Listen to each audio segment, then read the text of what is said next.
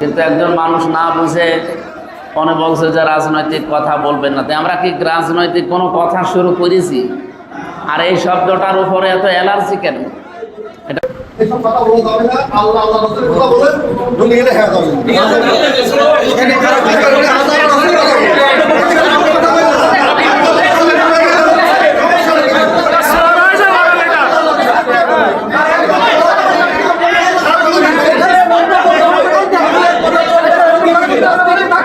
তাহলে রাজনীতির কথা কেন চলবে? আমি বড় বড় বাপের ব্যাপারে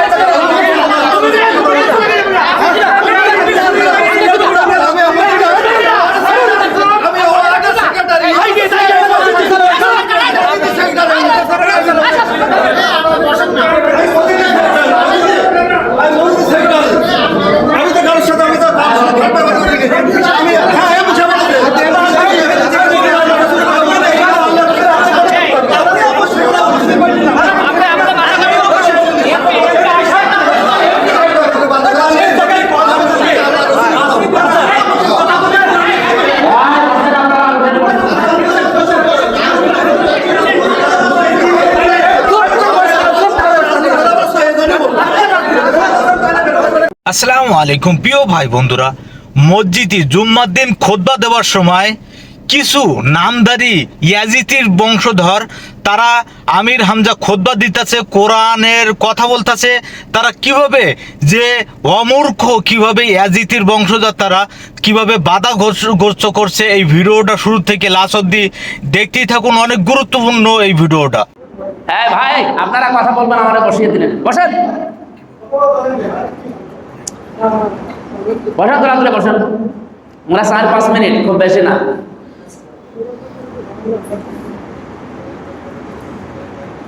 আমরা কোরআন দিয়ে কথা বলার মানুষ। আমরা বাপ দাদার কথা, পূর্বপুরুষের কথা বলতে চাই না, কারণ বাপ দাদা পূর্বপুরুষদের কথা বলতে গেলে মিথ্যার সম্ভাবনা আছে। কেন? আমান আসদাকু মিনাল্লাহি কিলা, আল্লাহর চাইতে সত্য কথা কেউ বলতে পারবে? সুতরাং নবীজির ভাষা মান ক্বালা বিহি সাদাকা, যারা কথা বলবে তারা যেন কোরআন দিয়ে কথা বলে, আর কোরআনে কারীম দিয়ে কথা বললে ওইটা সত্য কথা হয়। এই কথা কি আমার না নবীজির? মান ক্বালা বিহি সাদাকা, যে ব্যক্তি কোরআন দিয়ে কথা বলে সে যেন সত্য কথা বলে। তাহলে আমি এখানে বসেছি, আমার বাপ দাদা, আমার পূর্বপুরুষ মুরব্বীদের কথা বলবো না কোরআনের? বলেন বলেন। আমরা নামাজ পড়ালাম কোরআন শরীফ দিয়ে না? ওই আয়াতগুলো আমি ব্যাখ্যা করার জন্য বসেছিলাম, কিন্তু একজন মানুষ না বুঝে মনে বলছে যে রাজনৈতিক কথা বলবেন না। তাই আমরা কি রাজনৈতিক কোনো কথা শুরু করেছি? আর এই শব্দটার উপরে এত অ্যালার্জি কেন? এটা কি ইসলামের বাইরের কোনো পাঠ? কোরআন দিয়ে কিভাবে মানুষের সামনে কথা বলতে হয় সে ধরন আল্লাহ শিখিয়েছে। আপনার কাছ থেকে তো শেখা লাগবে না, ওটা আমি শিখেই এখানে বসেছি। কোরআনে কারিমে আল্লাহ জানিয়েছেন, কিতাবুন উনজিলা ইলাইকা ফালা ইয়াকুম ফি সাদরিকা হারাজুম মিনহু লিতুনদিরা বিহি ওয়া যিকরা লিল মুমিনিন। হে নবী, এই যে কোরআন শরীফ আপনাকে দিলাম, এটা শুধু চমা খাবেন আর ওই টাকের উপরে রেখে দেবেন নাকি? কে কথা বললেন না? এটার জন্য দিয়েছেন। কিতাবুন, কিতাবটি না, এই একখানা কিতাব। এর আগে যদি আলিফ লাম দিত তাহলে হয়তো বাংলা অর্থ হতো কিতাবটি, আর এখানে কিতাবুন, এই একখানা কিতাব। তার মানে পৃথিবীতে কিতাব বলতে আল্লাহর দৃষ্টিতে একটাই। চাই না, আপনার সাথে দরকার আছে, বসেন। চায়না থেকে এসে চলে যাচ্ছেন মানে? সম্মানিত মুসল্লিরা, আমরা এখান থেকে বুঝলাম যে আল্লাহর কোরআনের এই সূরা আরাফের যে আয়াত, তাহলে আল্লাহর দৃষ্টিতে কিতাব কয়টা? প্রশ্ন আসতে পারে, তাহলে এর আগে যে বড় বড় কিতাব ছিল 4টা, সহিফা ছিল 100টা, ওইগুলো কি? ওগুলো কোরআন আসার পরে সব রহিত হয়ে গেছে। আর এই 103 খানা বা আছে কোরআন শরীফ বাদ দিলে, যা সামারাইজ করা হয় সব কিছু আল্লাহ কোরআনে দিয়ে দিয়েছে। এই জন্য বলেন যে এই কিতাব আপনাকে দিলাম, ফালা তাকুন ফি সাদরিকা হারাজুম মিনহু লিতুনজিরা বিহি। এই কোরআন দিয়ে যখন মানুষদের সামনে বসবেন কথা বলতে, সতর্ক করতে, তখন আপনার মনের ভেতরে যেন কোনো দ্বিধা, দ্বন্দ্ব, সংশয়, সন্দেহ, কোনো ভয়, ভীতি এগুলো যেন কাজ না করে। এই অর্থগুলো কি এখন আমি বানালাম? আপনি একটা শব্দের এদিক ওদিক পাবেন না, একেবারে এইভাবেই লেখা আছে। যিকরা লিল মুমিনিন, কোরআন সবার উপকারে আসবে না, সবার জন্য এটা জিকির না, সবার আলোচনাও না, এটা হচ্ছে মুমিন যারা তাদের জন্য উপদেশ। এখন কারো যদি কোরআনের কথা শোনার পরে খারাপ লাগে, বুঝতে হবে যে ওর ভেতরে ইমানের সমস্যা আছে। ও দেখতে শুনতে ভালোই লাগছে, কিন্তু ভেতরে ওর ইমানের সমস্যা আছে। নয়তো ওর সমস্যা ওর খারাপ লাগা, ওর কষ্ট লাগার কথা না। কারণ আপনি নিজেও জানেন যে আমির হামজা বানিয়ে কোরআনের কথা জীবনেও বলতে পারবে না। জালিকাল কিতাবুল লা রাইবা ফি, পারা যাবে, এর ভেতরে কোনো সন্দেহ নেই। এমনকি লা মুবাদদিলা লিকালিমাতিহি, এ কিয়ামত পর্যন্ত কোনো রদ বদলও কেউ করতে পারে নাই, পারবেও না। আমি তো ছোট মানুষ, কত মানুষ চেষ্টা করে পারে নাই। আমরা যেহেতু কোরআন শরীফ বলতে গেলে ভয়, ভীতি, দ্বিধা, দ্বন্দ্ব, সংশয়, সন্দেহ কোনো কিছু করা যাবে না। এখানে হারাজন শব্দটার ব্যাখ্যা পেয়েছি দুইটা, এদিকে তাকান। এক নম্বরে ব্যাখ্যা হচ্ছে, যখন কোরআন দিয়ে কথা বলতে যাবেন আপনি, দেখবেন সমাজে প্রচলিত অনেক নিয়ম নীতি কোরআনের সাথে মেলে না। এই যে বাবা মারা গেলে 3 দিন, 7 দিন, 40 দিন, 1 বছর বের করে জন্মদিন, মৃত্যুদিন পালন করে, এটা কোরআনের হাদিসের সাথে মিল আছে? এগুলোটা বানানো নিয়ম। এটা নবীজির ইন্তেকালের 600 বছর পরে এই নিয়ম নীতি আরম্ভ হয়েছে দুনিয়ায়। তাহলে উনি মারা গেছে, ইন্তেকাল করেছে কয়শো বছর? 1400-1500 বছর আগে। আর এটা শুরু হয়েছে ওনার ইন্তেকালের 600 বছর পর। তাহলে এটা কি নবীর জামানায় ছিল? তার মানে একটা বানানো জিনিস। আজ বাংলাদেশে এটা আমার মনে হয়, এটা বাংলাদেশ, ভারত, পাকিস্তান, এই সমস্ত দেশে চলে বেশি। এরা একেবারে এটা প্রতিষ্ঠিত করে ফেলেছে, এটা এস্টাবলিশড এখন।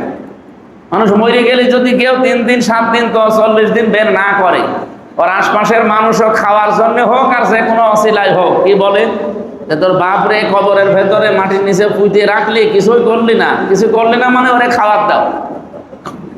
অথচ এটা কি ইসলামে আছে? আপনি যদি খাবার দিতে চান গরিব মানুষ যারা যারা আসলে এর হকদার, তাদেরকে আপনি বাড়ি বাড়ি যেয়ে দিয়ে আসেন, এটাই নিয়ম ছিল। আর আপনি দাওয়াত দিয়েছেন আমির হামজা, আমি তো নোহা গাড়ি নিয়ে 5-7 জন নিয়ে আসলাম, আমি তো এতিম নাকি? আর আমার সাথে যে হন্ডা ঘন্টা গুলো আছে এগুলো এতিম। এই যে একটা এতিম, এই একটা এতিম, একে এতিম বলে? আপনি যা খাবার দেবেন, এতিম, অসহায়, দুস্থ, মানে মানুষ মারা গেলে যে খাবার হয় তার নাম হয় আরবিতে সাদাকা।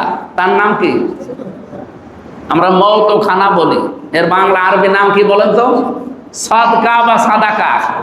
তো এখন এই সাদাকা খাওয়ার, সদকা খাওয়ার হকদার এতিম, মিসকিন, অসহায়, ফকির, রাস্তায় যারা বসবাস করে, এইরকম মানুষের।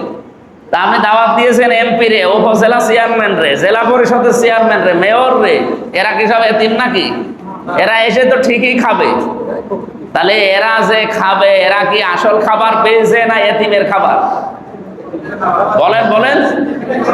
ইন্নাল্লাযীনা ইয়াকুলুনা আমওয়ালাল ইয়াতামা যুলমান ইন্নামা ইয়াকুলুনা ফি বুতুনিহিম নারা, নিশ্চয় যারা এতিমের সম্পদ খাচ্ছে এবং খাবে, এটা 2টা কাল আছে, এতিম বর্তমান এবং ভবিষ্যৎ। ইয়াকুলুনা এটা মোজারে, তার মানে এখন যারা খাচ্ছেন, ভবিষ্যৎ বলতে এটা কিয়ামত পর্যন্ত আয়াত থাকবে কোরআনে। যারা খাবেন এতিমের মাল, বিশেষ করে ফাঁকি দিয়ে অথবা প্রতারণা করে, 2 নাম্বারি করে, জুলুম করে, যেভাবেই হোক, যদি অন্যায়ভাবে কেউ এতিমের কোনো মাল খায়, আল্লাহ বলেন ও যেন জাহান্নামের আগুন দিয়ে পেট ভর্তি করে। আজ বাংলাদেশে আজটা মিলিয়ে দেখেন কত মানুষ জাহান্নামের আগুন খাচ্ছে, বুঝে হোক আর না বুঝে হোক। হে নবী, আপনি যখন কোরআন দিয়ে এভাবে কথা বলতে যাবেন, এই সমাজে এরকম বহু নিয়ম নীতি চালু করা আছে যেগুলো আসলে ইসলাম না। যেগুলো কি না? বলেন বলেন। এই যে যেগুলো ইসলাম না, ওই মানুষগুলো এতদিন এটা পালন করে আসছে ইসলাম মনে করি। আপনি কোরআনের কথা বলতে গেলেই তো ওইটা ধরা খাবে, তখন আপনার কথা মানতে চাবে না, মন খারাপ করবে। এরকম মানুষ তো বাংলাদেশে নেই, আছে। তার ভেতরে একটা দেখালাম, ওটা আমি প্রমাণ দেবো আজকে। যে আয়াত পড়েছি, আয়াতের ভেতরে উনি পড়ে যাবে। ওই আয়াতের ভেতরে যদি উনি না, আমিও পড়ে যাই, আমার কি সংশোধন হওয়া দরকার না? এই কথা বলেন না কেন? ওই আয়াত যে পড়লাম সূরা বাকারার 208 নম্বর আয়াত, ওর ভেতরে যদি আমিও পড়ে যাই তাহলে আমার সংশোধন হওয়া দরকার না? ওনার মতো আরো গন্ডগোল করবো। 2 নম্বরের নিয়ম হচ্ছে হারাজনের ব্যাখ্যা। হে নবী, আপনি যখন কোরআনের কথা বলতে যাবেন, অনেক মানুষ আছে না জানার কারণে, না বোঝার কারণে আপনার প্রতি মন খারাপ করবে। এই তার ভেতরে উনি আছে। আমি কি বলতে চাই কোরআন দিয়ে, আমার যদি কোনো আলেম এসে বলেছে এই জায়গায় ভুল হয়েছে, আমি মেনে নিলাম। উনি আলেম কিনা আমি জানি না, চেহারা দেখে তো মনে হচ্ছে যে আলেম না, বেকায়দা আলেম, বেকায়দা। তা আমার কথা হচ্ছে যে উনি হয় না বুঝে মন খারাপ করছে, অথচ নিয়ম নীতি এমন পালন করা আছে যেগুলো বলতে গেলে কোরআনের সাথে মিলবে না, সেই কারণে হয়তো মন খারাপ করছে। হে নবী, আপনি এদিকে তাকিয়ে কোরআনের কোনো কথা গোপন করবেন না। ফাইন্নামা আলাইকাল বালাগ ওয়া আলাইনাল হিসাব। আপনার দায়িত্ব পৌঁছিয়ে দেওয়া, আর হিসাব নেওয়ার দায়িত্ব ইমাম সাহেবের। কার? বলেন বলেন। হিসাব প্রত্যেকের কাছে আল্লাহ একদিন নেবেই। ফাইন্নামা, ইন্নার পরে মা আসলে বাংলা অর্থ দাঁড়ায় একমাত্র, কেবলমাত্র, শুধুমাত্র। ফাইন্নামা আলাইকাল বালাগ, একমাত্র আপনার কাজই এইটা যে আপনি পৌঁছিয়ে দেন।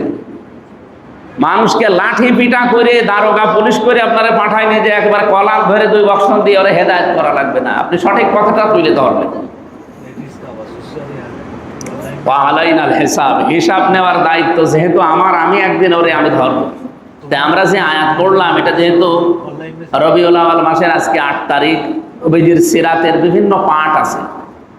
আল্লাহর নবীর সিরাত মানে জীবনী, তার জীবনীর বহু পাঠ আছে। সব পাঠগুলো তো আর একদিনে বলা সম্ভব না, এই জন্যই তো সারা মাস ধরে সিরাত অনুষ্ঠান চলে। এটা যদি আপনারা সিরাত অনুষ্ঠান করতেন, আমরা নবীর পাঠ দিয়ে আরম্ভ করতাম। ওনার ওই আমি আরম্ভ করতে চেয়েছিলাম যে নামাজে সূরা রদ পড়েছি আমি কিছু আয়াত, ওইগুলোর বাংলা করে আমি শেষ করে দেব। ওনারা পুরো উল্টিয়ে দিয়েছে। এই যে রাজনৈতিক কথা বলা যাবে না, এই কথাটা উনি বলেছে, বুঝে না না বুঝে আমি জানি না, কিন্তু কোরআনের যে আয়াত পড়লাম সূরা বাকারার 208 নম্বর আয়াত, আপনারা বাড়ি যে মিলায়েত পারেন। ইয়া আইয়ুহাল্লাযীনা আমানু, হে ঈমানদারেরা, উদখুলু ফিস-সিলমি কাফা, তোমরা ইসলামে প্রবেশ করো। খালি একজন না সবাই? উদখুলু, এটা বহু বচন। তোমরা সবাই প্রবেশ করো ফিস-সিলমি, ইসলামের ভেতরে, মধ্যে, কাফা, পরিপূর্ণভাবে। এখানে এই যে ফিস-সিলমি শব্দটা আছে, সিনের ওপরে যদি কেউ জবর দিয়ে পড়ে সালম, তাহলে হয় শান্তি, আর সিনের নিচে যদি জের দিয়ে পড়ে তাহলে হয় সিলমন। সিলমন মানে ইসলাম থেকে। তাহলে এখানে আল্লাহ শান্তিতে প্রবেশ করো, এটাও আপনি অর্থ করতে পারেন ইসলামে প্রবেশ করো, কারণ ইসলাম মানে কি? শান্তি। বলেন বলেন। আল্লাহ বলেন তোমরা ইসলামে প্রবেশ করো, অর্ধেক না পরিপূর্ণভাবে? এই পরিপূর্ণভাবে প্রবেশ করতে হলে যদি আপনার পারিবারিক জীবন থাকে, যদি আপনার অর্থনৈতিক জীবন থাকে, যদি আপনার সামাজিক জীবন থাকে, রাজনৈতিক জীবন থাকবে না? এটা কি জীবনের বাইরে? এই জ্ঞানী মানুষ যারা বলেন আপনারা, ইসলামের ভেতরে যদি আপনার পারিবারিক জীবন থাকে, সামাজিক জীবন থাকে, অর্থনৈতিক জীবন থাকে, রাজনৈতিক জীবন থাকবে না? কোন কারণে এই কথা আপনি বলেন? আপনি কি পাগল নাকি অন্য কিছু? অবশ্যই আপনি পাগলামি করছেন, না জেনে হোক আর না বুঝে হোক। আর যদি বোঝা শোনার পরে এরকম করে থাকেন, তাহলে আপনি ছোটখাটো আবু জেহেল। কারণ আবু জেহেল বুঝে শুনেই বিরোধিতা করেছিল। আপনি কি মনে করছেন আবু জেহেল যে বিরোধিতা করেছে ওকে না জেনে, না বুঝে? ওর এক বন্ধু ছিল আখনাস ইবনে শুরাইক, ওই লোকটা একদিন ওকে ঘরের ভেতরে ডাক দিয়ে বলছে, নেতা, এই যে আব্দুল্লাহর পুত্র মোহাম্মদ যে কথাগুলো বলে, এগুলো কি সঠিক নাকি মিথ্যা কথা? আবু জেহেল বলছে, আশপাশে কেউ নেই তো? বলছে না। 100 ভাগ সত্য কথা যাব। বলছে, নেতা আপনি যে বললে যে 100 ভাগ সত্য কথা, তাহলে আপনি মানেন না কেন? আবু জেহেল ওই দিন বলেছিল যে এই কারণে তো তুই কর্মী আর আমি নেতা, আমি যদি তোর মতো বসতাম তাহলে আমার চেয়ার থাকে? আবু জেহেল এই যে বিরোধিতা করেছিল কি আন্দাজে না বুঝে শুনে? ওর নাম ছিল আবুল হাকাম।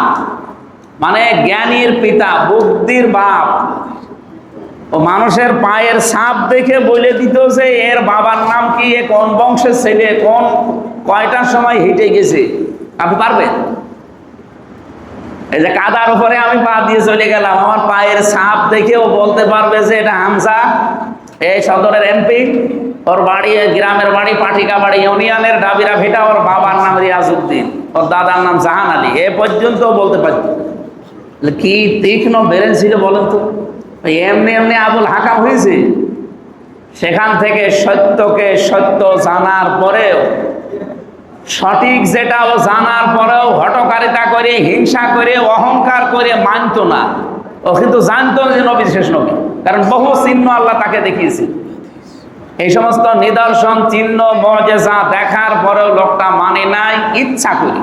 কি করে? আমি তো তার জীবনী পড়ি, আমার মনে হয় বাংলাদেশে এখন বহু আবু জেহেল আছে, এ বুঝে শুনে ইসলামের বিরোধিতা করে। ও জানে যে এই নিয়ম নীতি যারা মানে এরাই সঠিক মানুষ, কিন্তু তারপরেও মানতে চায় না, কারণ ও জানে যে এগুলো যদি মেনে নেয় তাহলে আমার চাঁদাবাজি বন্ধ হয়ে যাবে। আমি যে 2 নম্বরে ব্যবসা করি, এই মাদকের সাথে আমি যে জড়িত, মানুষ জেনে ফেলবে, তখন আমারে পিটিয়ে মারবে। ও কিন্তু জেনে শুনে ইসলামের বিরোধিতা করে, ইসলাম পন্থীদের বিরোধিতা করে।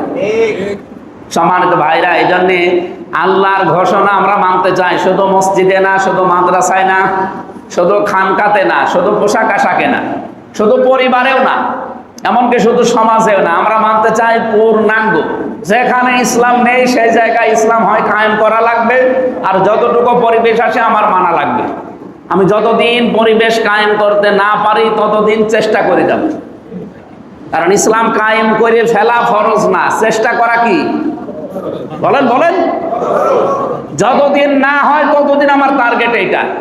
হলে ভালো, না হলেও আমার কোনো লস নেই, কারণ আমি যে আমার পুরস্কার পাবো কিয়ামতে সেটা আল্লাহ আমার এই চেষ্টা দেখে দিয়ে দেবে। এই কারণেই তো আমরা যে চেষ্টা করছি। কোন কারণে? আমরা জানি যে পরিস্থিতি এখন বাংলাদেশের, ইসলাম এরকম মন মানসিকতা নিয়ে কায়েম আমাদের দ্বারা সম্ভব না, কারণ এদেশে মুসলমানের চাইতে মুনাফিক বেশি। এত বড় বড় দাড়ি নিয়ে মুনাফিকি করে, 24 ঘন্টা জুব্বা পরে থাকে, তসবিহ টিপতেছে, কিন্তু ইসলামের রাজনৈতিক জীবন, অর্থনৈতিক জীবন মানে না। ইসলামের অর্থনীতিতে সুদ আছে? বলেন বলেন। নামাজ পড়ে সুদের সাথে লেনদেন করা মানুষ দেশে নেই? আছে। মানে আমরা সবাই তো। এই দেশে একটা মানুষ এখন সুদ থেকে মুক্ত আছে? জীবনেও পারবেন না, হয় ডাইরেক্ট না ইনডাইরেক্ট। তা আমরা তো কোরআনের এই আয়াত মানতে চাই, আমরা আংশিক প্রবেশ করব না। আমরা কোরআনে যদি ইসলামে প্রবেশ করে থাকি পূর্ণাঙ্গ করব, এতে কোনো ভয় ভীতি আমাদের নেই, কোনো দ্বিধা দ্বন্দ্ব সংশয় সন্দেহ কিচ্ছু আমার মনের ভেতরে নেই। কে রাজি হইলো, কে রাগ করলো, খুশি হইলো, ওটা দেখার সময় নেই, কারণ আপনার খুশি, আপনার রাজি, আপনার মন ভালো করার চাইতে আমার আল্লাহর খুশি আমার অনেক বড় প্রয়োজন। আপনার খুশির জন্য আপনি সভাপতি, সেক্রেটারি, ক্যাশিয়ার, মোতাওয়াল্লি, আপনাকে খুশি করার চাইতে আল্লাহর খুশি আমার কাছে বেশি প্রয়োজন না? বলেন বলেন। আমার এই জায়গায় না হলে কর্মজীবন আর এক জায়গায় হবে, কারণ পৃথিবীতে কাউকে আল্লাহ না খাওয়িয়ে মারবে না। ওমা মিন দাব্বাতিন ফিল আরদি ইল্লা আলাল্লাহি রিজকুহা। পৃথিবীতে এমন কোনো বিচরণশীল জীব নেই যে যারা রিজিকের দায়িত্ব আল্লাহ নেয়নি।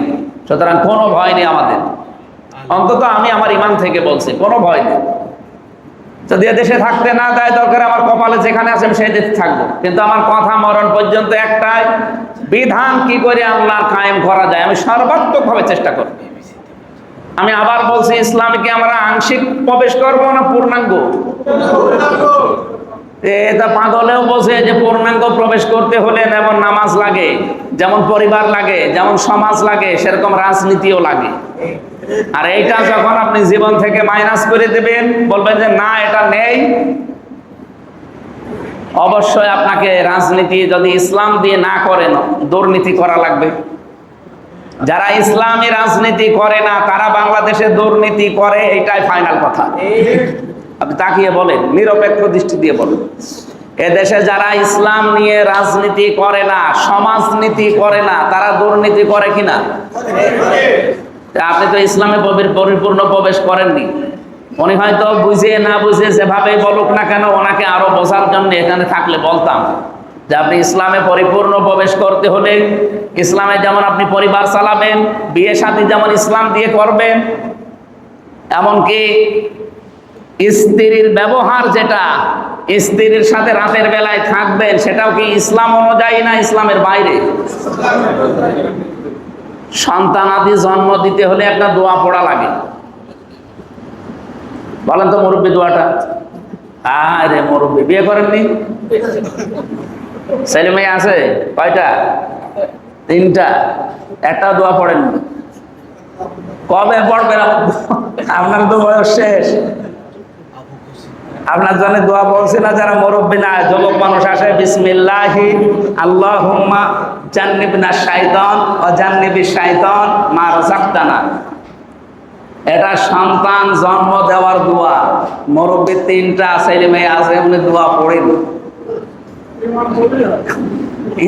ইমাম সাহেব পড়লে তো ইমামের হবে। আমি একটা গল্প শুনেছিলাম, আমি 1-2 মিনিট কথা বলি নাকি? এই ইমাম সাহেবের বাড়ি ছিল ওই নোয়াখালী। কোন এলাকায় ইমামতি করতে এসেছে, হয়তো আমাদের কুষ্টিয়া, মেহেরপুর, চুয়াডাঙ্গার এইদিকে।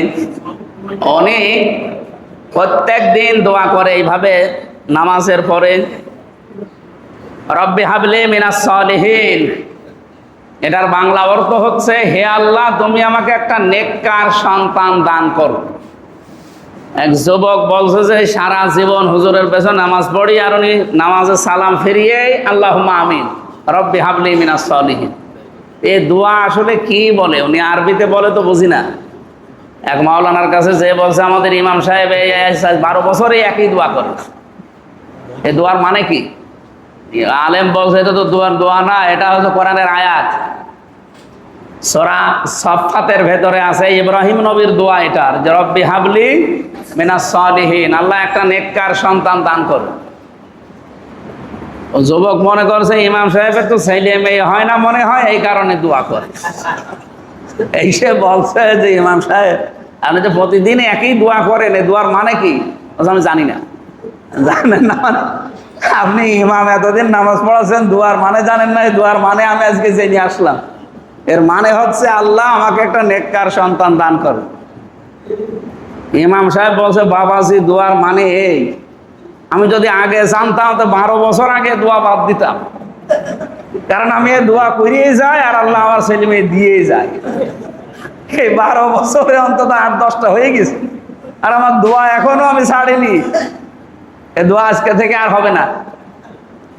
আমার মনে হচ্ছে উনি মুরব্বী মানুষ, এখন 3টা বাচ্চার 3টা ছেলে মেয়ের মালিক। এই পরিবারে যে স্ত্রীর সাথে থাকাকালীন দোয়া পড়া লাগে সেটা ওনার জানা নেই। তাহলে পরিবারে ইসলাম মানতে হবে, স্ত্রীর সাথে থাকার সময়, টয়লেটে যাবার সময়, টয়লেট থেকে বের হওয়ার সময়। টয়লেটে যাওয়া ভালো কাজ না খারাপ কাজ? আমাদের কাছে একটা নিকৃষ্ট কাজ। অথচ এই কাজেও যদি কেউ বাম পা দিয়ে প্রবেশ করে, ওই একটা দোয়া আছে না কি, আল্লাহুম্মা ইন্নী আউযু বিকা মিনাল খুবুসি ওয়াল খাবাইস। এরপরে যখন ডান পা দিয়ে বের হয়ে গফরানাক, এটা যখন পড়বেন, আলহামদুলিল্লাহিল্লাযী আযহাবা আন্নিল আযা ওয়া আফানি।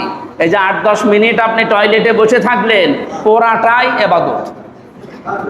এটা যে ইবাদত আপনি মানেন তো নাকি আমি বানাচ্ছি? এই যে ইমাম সাহেব বসে আছে না, এটা কি ইবাদত আপনারা মানেন? টয়লেটের মতো একটা নিকৃষ্ট কাজ 8-10 মিনিট ব্যয় করলেন, এটা যদি ইবাদত হয়, তো জীবনের বিস্তীর্ণ অঙ্গন, যেখানে সকাল থেকে সন্ধ্যা পর্যন্ত, সন্ধ্যা থেকে সকাল পর্যন্ত 24 ঘন্টা মানুষ নিয়ে টেনশন করা, মানুষের উপকার করা, এইটাই তো রাজনীতি। যদিও সেই রাজনীতি আমরা পাল্টিয়ে ফেলেছি, এখন শুধু ধান্দায় আছে। রাজনীতির মানে ছিল ওইটা যে 24 ঘন্টা আমার দ্বারা কি করে মানুষের উপকার হবে, মানুষের কল্যাণ হবে।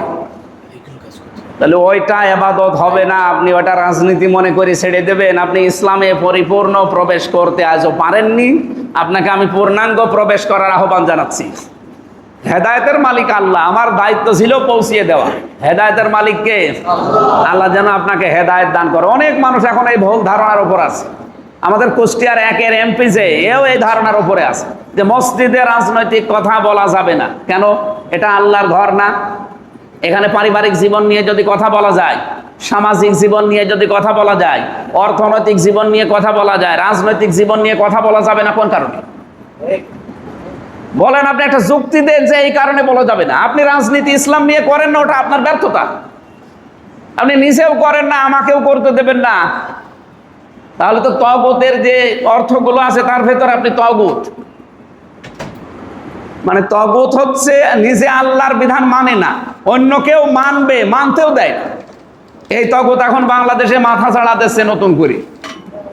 15 বছর তো ছিল, এখন আবার নতুন করে একদল মাথা ছাড়া দিচ্ছে। তগুত যাদের ভেতরে আছে এদের ঈমান আছে? কি কথা বলে না কেন? আমাই একফর বিত্তাগুত ওয়া ইউমিন বিল্লাহ। কেউ যদি তাগুত ছেড়ে দিয়ে ঈমানের দাবি করে তাহলে তার ঈমান কবুল হবে। আপনি তাগুতের সাথে সম্পর্ক রাখবেন আর ঈমানের দাবি করবেন, আপনার ঈমান নেই। একেবারে সাফ কথা, আপনার ঈমান নেই। সুতরাং আপনাকে আহ্বান জানাচ্ছি, আমি যেহেতু উপদেশদাতা, আমার দায়িত্ব হচ্ছে পৌঁছিয়ে দেওয়া। যা পড়েছি বুঝেছি পৌঁছিয়ে দিলাম।